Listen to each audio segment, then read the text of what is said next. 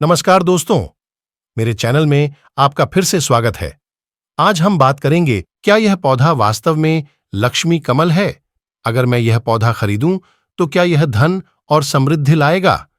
तो दोस्तों, अगर मैं कुछ कहता हूं और इससे किसी को ठेस पहुंचती है तो सबसे पहले मैं आपसे माफी मांगता हूं। इस वीडियो का मकसद किसी की भावनाओं को ठेस पहुंचाना नहीं है, लेकिन कुछ चीजें ऐसी हैं जो सही नहीं हैं। कुछ पौधों को गलत नाम देकर ऐसे ही बेचा जाता है ताकि लोग उन्हें खरीद सकें, जो वास्तव में गलत है। प्रत्येक की आस्था का उचित सम्मान करते हुए वीडियो शुरू करते हैं। तो सबसे पहले मैं आपको बता दूं कि इस पौधे का ना तो लक्ष्मी जी से और ना ही इसका कमल से कोई संबंध है। इस पौधे का बोटानिकल नाम सेम्परविवुम है और सेम्परविवुम यह एक लैटिन शब्द है। इस पौधे का निवास स्थान अधिकतर पहाड़ी क्षेत्र हैं। वे ज्यादातर ठंडे और ड्राई वातावरण या ऐसे वातावरण को पसंद करते हैं जिसमें ठंडे महीनों की लंबी अवधि होती है। वे बहुत गर्म वातावरण को पसंद नहीं करते हैं। 35 डिग्री सेल्सियस से ऊपर वाले तापमान और कम अवधि वाली सर्दी का मौसम के साथ वे जीवित नहीं रहेंगे। मैंने 6-7 साल पहले इस सक्यूलेंट को रखना छोड़ दिया था क्योंकि यह मेरे वातावरण के अनुकूल नहीं है। ऐसा नहीं है कि मैंने यह सक्यूलेंट नहीं खरीदा। मैंने इसे तब खरीदा था जब मैं शुरुआत में सक्यूलेंट रखना शुरू किया था। मैंने इसे 2-3 बार खरीदा, लेकिन यह जीवित नहीं रहा। सर्दी के मौसम में पौधा काफी अच्छा प्रदर्शन कर रहा था, लेकिन जैसे ही हमने अप्रैल के महीने में प्रवेश किया, तीनों बार यह सक्यूलेंट नहीं बचा। तभी मुझे एहसास हुआ कि यह मेरी गलती से नहीं मरा है, बल्कि यह सक्यूलेंट मेरे वातावरण के अनुकूल ही नहीं है।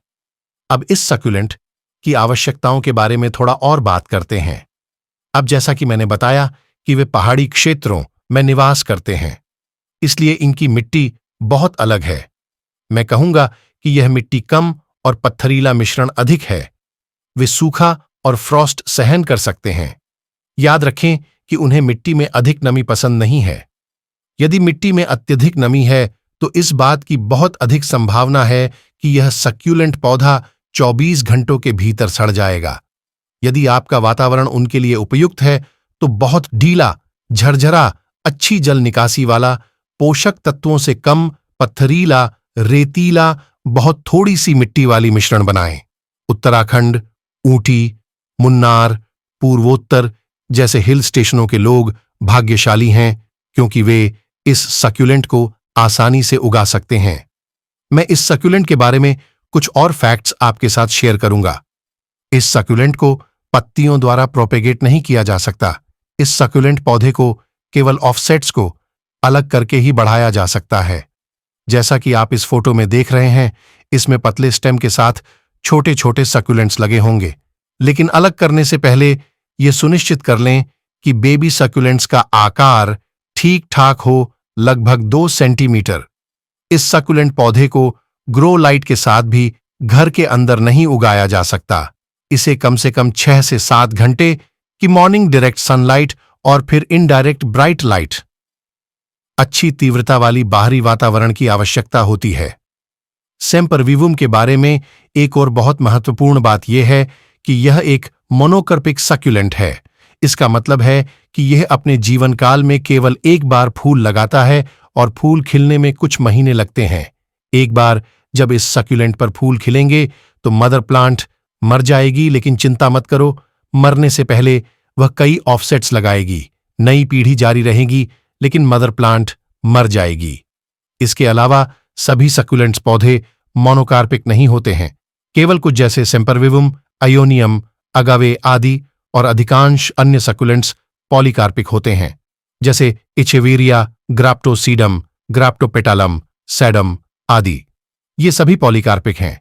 ये हर साल इन्हें फूल खिलेंगे और मदर प्लांट फिर भी जीवित रहेगा। दूसरी बात यह है कि यह सिर्फ मेरा मानना है। यदि आपका घर और वातावरण साफ है, आप पूजा प्रार्थना करते हैं, आप बड़ों का सम्मान करते हैं, आपका मन साफ है और आप दूसरों का बुरा नहीं करते हैं, परिवार के सदस्यों के बीच शांति और खुशी रहती है। आपके घर में लक्ष्मी जी स्वयं उपस्थित रहेंगी। लक्ष्मी जी केवल एक पौधे तक ही सीमित नहीं है, इसलिए यदि आपको यह सक्यूलेंट पसंद है और यह आपके पर्यावरण के लिए उपयुक्त है तो ही इसे खरीदें। तो इस पॉजिटिव नोट पर मैं आपकी अनुमति चाहता हूं। अगले वीडियो में मिलते हैं। अपना ख्याल रखें और आपके समय के लिए धन्यवाद।